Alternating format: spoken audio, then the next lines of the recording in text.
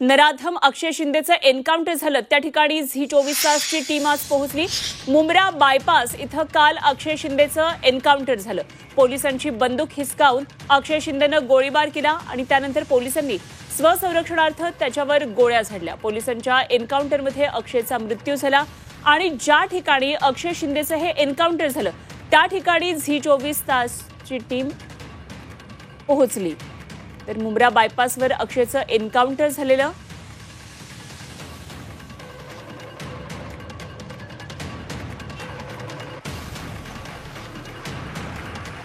तर मुंब्रा बायपासवर अक्षयचं एन्काउंटर झालेलं आणि या ठिकाणी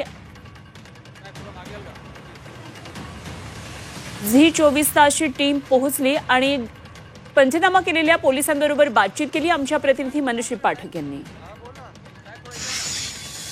सर, तुम्ही पंचनामा केलेला आहे, आता पुढची काही अहवाल सादर होणार आहे का आणि सीन रिक्रिएट केला जाणार आहे का?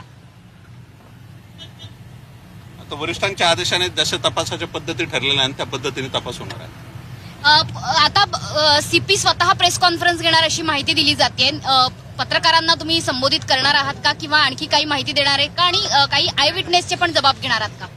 आय विटनेसचे जबाब घेतलेले आहेत, फक्त जे आहे ना माहिती तपासाची पूर्ण ते मान्य सीपी सर देणार आहे प्रेस कॉन्फरन्स। त्याच्यामुळे अनिल शिंदे या वरिष्ठ पोलीस निरीक्षक यांच्याकडून या ठिकाणी तपास केला गेलेला आहे, पंचनामा केला गेलेला आहे आणि या पंचनाम्याचा अहवाल हा लवकरच वरिष्ठांपर्यंत पोहोचवला जाईल। इतकंच नाही तर ठाणे पोलीस आयुक्त हे स्वतः पत्रकार परिषद घेऊन या संबंधित घटनेचा त्वरित खुलासा करतील अशी सुद्धा माहिती मिळते। त्याच्यामुळे घटनास्थळावर ज्या ठिकाणी एन्काउंटर झालं त्या मुंब्रा बायपास रोडवर वाय जंक्शनवर सध्या पंचनामा हा पूर्ण झालेला आहे। लवकरच त्याचा अहवाल सुद्धा सादर करण्यात येईल।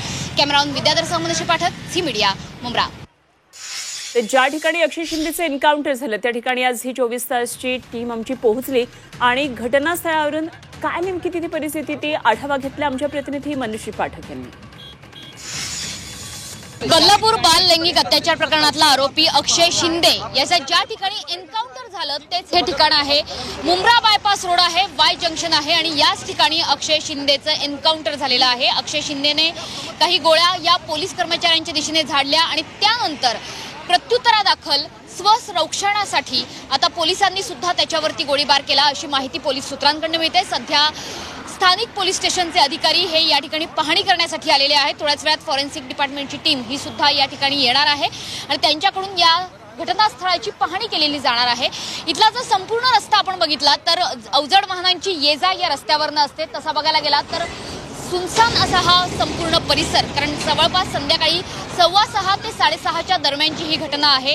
ज्यावेळेस ही घटना घडली त्यावेळेस आजूबाजूला कोणतीही वस्ती नाही, त्याच्यामुळे प्रत्यक्षदर्शी या ठिकाणी कोणी आहे का याची सुद्धा तपासणी केली जाणार आहे। मात्र सध्या स्थानिक पोलीस हे सध्या या ठिकाणाची घटनास्थळाची पाहणी करतायत, त्यांच्याकडनं या घटनास्थळाची पाहणी होईल आणि त्यानंतर अर्थातच अहवाल सुद्धा सुपूर्द केला जाईल। मात्र ज्या पद्धतीने अक्षय शिंदे याचा एन्काउंटर झाला या संपूर्ण प्रकरणाची चौकशी व्हावी अशी मागणी आता विरोधकांकडून केली जाते।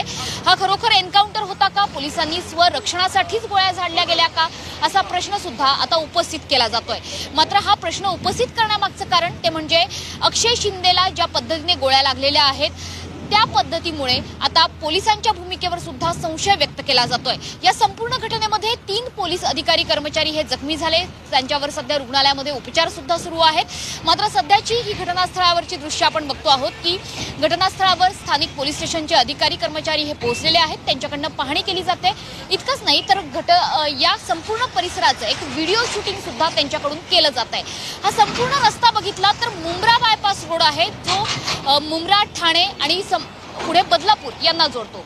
या रोडला वाय जंक्शन असं म्हटलं जातं। आजूबाजूची जी वाहनं आपण बघतो आहोत, अवजड वाहनांची वाहतूक सुरू असते, काही कमी वजनाची म्हणजे 4चाकी वाहनं सुद्धा या ठिकाणी आहेतच। मात्र अर्थातच या संपूर्ण परिसरात वाहतूक इतक्या वेगाने होते की कुणालाही इथे थांबण्यासाठी म्हणून वेळ नसतो आणि म्हणूनच ही घटना याच रोडवर घडली अशा पद्धतीने जे पोलीस सूत्रांकडून माहिती मिळते। त्याच्यामुळे अक्षय शिंदेला अगदी जवळून गोळ्या झाडल्या गेलेल्या आहेत, गाडीत जागा कमी होती त्याच्यामुळे इतक्या जवळून अक्षय शिंदेला गोळ्या लागल्या आणि त्यातच त्याचा मृत्यू झाला अशी सुद्धा एक थिअरी समोर येते आहे। त्याच्यामुळे या घटनास्थळाची पाहणी करण्यासाठी आता फॉरेन्सिक डिपार्टमेंटचे अधिकारी, स्थानिक पोलीस स्टेशनचे अधिकारी हे दाखल झालेले आहेत। या घटनेची अर्थातच चौकशी केली जाईल आणि त्यानंतर अहवाल सुद्धा सुपूर्द केला जाईल। मात्र सध्याची घटनास्थळावरची ही दृश्य हाच तो मुंब्रा बायपास रोड, ज्या ठिकाणी अक्षय शिंदे बाल लैंगिक अत्याचार बदलापूरच्या घटनेमुळे, ज्या घटनेमुळे संपूर्ण बदलापूर शहरच नाही तर महाराष्ट्र आणि देशभरात हळहळ व्यक्त केली गेली।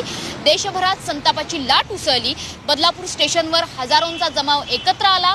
संतापाने तात्काळ आरोपीला फाशी द्या अशी मागणी केली गेली आणि त्यानंतर बरोबर 1 महिन्याने म्हणजे 20 ऑगस्टला आंदोलन झालं आणि त्यानंतर जवळपास 1 महिन्यानंतर एन्काउंटरची घटना घडते, ज्यावेळी अक्षय शिंदेला तळोजा जेलमधून बदलापूर या ठिकाणी नेण्यात येत होतं। चौकशीसाठी त्याला घेऊन जात होते, मात्र या प्रवासादरम्यानच अक्षय शिंदेचा एन्काउंटर केला गेला। कॅमेरामन विद्याधरसह मनश्री पाठक, झी मीडिया, मुंब्रा।